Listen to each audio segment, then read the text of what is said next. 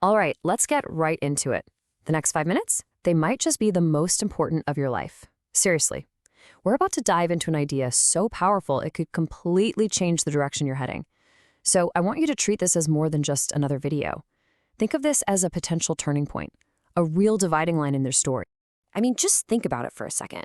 What if this moment, right now, is the actual border, the line between the life you've just been tolerating and the one you were truly designed to build? This isn't just some nice metaphor.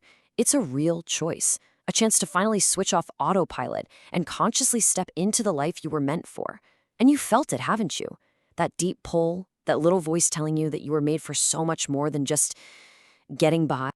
And that really gets to the core of it, doesn't it? Most people live their whole lives waiting for someday. You know, that mythical island in the future where everything will be perfect to start. They wait for the right conditions, the perfect moment, but they never realize that moment is now. That little feeling, that nudge that made you click on this, that's your signal. That's the universe telling you that the time for waiting is officially over. So, we're at this crossroads. But what's the invisible force that keeps so many of us stuck on one side? What's holding us back from the life we can so clearly see in our minds? Well, our source material gives it a name. And it's so important that we understand exactly what it is, because you can't defeat an enemy you can't define. The enemy has a name. It's called drift. And I want you to really think about this. Are you in command of your day, or is your day in command of you? Are you spending all your energy just reacting?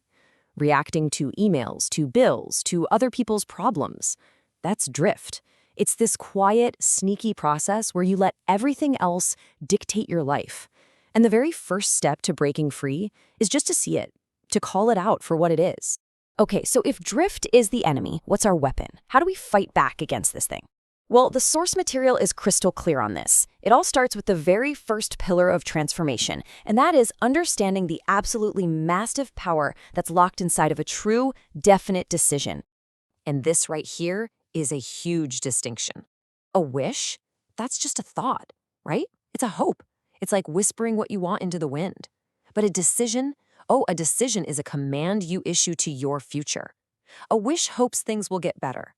A decision slams the door shut on every other possibility. There's no retreat. It orders what you want into existence.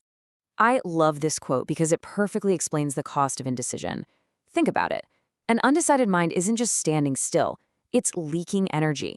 It's like a broken pipe, just drip, drip, dripping your power away into doubt and worry. You literally cannot make any progress until you seal that leak by making a definite choice.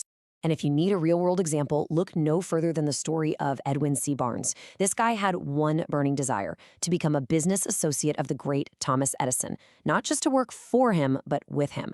He had no money, no connections. So what did he do? He hopped a freight train, showed up at Edison's lab, and basically declared it was going to happen. For 5 years, he worked a humble job there, never letting that aim slip.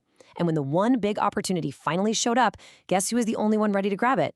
His story proves one thing beyond a doubt. Your circumstances are irrelevant. Your decision is everything. But here's the thing. A decision, even a super powerful one like Barnes made, is just the spark. To turn that spark into an unstoppable fire, you need fuel. And that fuel is our second pillar, the relentless, grinding power of persistence. This is all about will. And look, we have to get this straight. There's a huge difference between emotion and will. Emotion?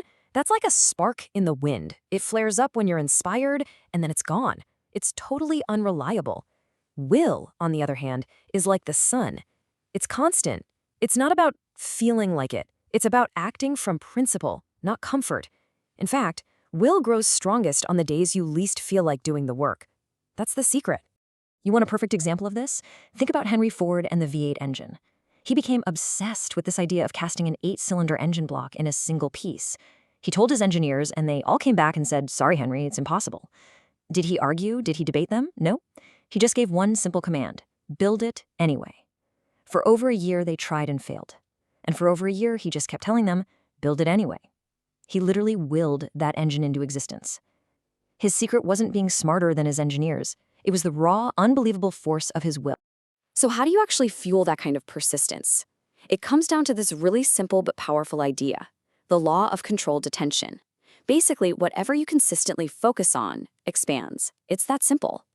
If you're building a business and you just stare at all the problems and all the competition, well, that's what's going to grow in your mind. But if you direct all your attention to your purpose, to the goal, suddenly those difficulties start to shrink. Your attention is literally the spotlight. Where you point it determines what you see. Okay, let's put this together. We've got the decision, that's the blueprint. We've got persistence, that's the hard work, the construction. And that brings us to the final and honestly the most powerful stage of all. This is where you stop trying to be different and you just are. This is that incredible moment when all the effort just melts away. It's exactly like learning to ride a bike, right? At first, it's all you can think about: balance, pedals, steering. It's a struggle. But you keep at it, and then one day, it just clicks. You stop thinking, and you're just riding. It's become part of you. That's what we're talking about here. That unseen faith, that new identity you've been practicing, finally becomes your natural state. It's not something you do anymore. It's who you are. And this is the absolute key. So many people get this backward. They try to change their jobs, their relationships, their bank account. They try to change everything on the outside first. But that's like trying to build a skyscraper without a foundation. It's doomed to fail.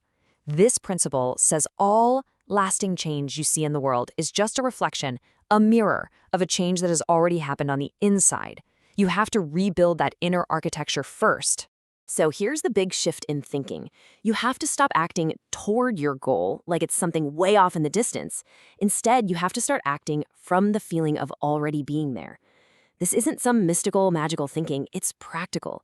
When you carry the deep, quiet belief that you are that person, everything changes. Your posture, the way you speak, the choices you make, they all align with that new identity. And the world starts responding not to what you want, but to who you've become. So there you have it. That's the whole map. We started with the problem, which is drift, and we've walked through the 3 pillars to overcome it: that definite decision, the furnace of persistence, and finally a transformed identity. We've laid it all out. The only question left is, what do you do with it? How do you make this real in your life, starting right now? Well, here are some tools to help you lock in that new identity. And let's be clear, these are not just nice, fluffy affirmations. Think of these as lines of code for your own mind. They are commands, declarations. You repeat them until they literally overwrite all that old programming of doubt and fear, until they become your new default setting. Look, if you forget everything else we've talked about, please remember this one sentence. This is the master key to the whole thing. The world belongs to those who do 2 things. First, they decide with absolute certainty who they are. And second, they relentlessly refuse to let anyone or anything contradict that decision. And that brings us right back to where we started, to this very moment. This decision. Your past? It's just data. It's not your destiny. Your current circumstances? They're temporary. The only thing that has real power right now is the command you are about to issue to your own future. And trust me, it's listening.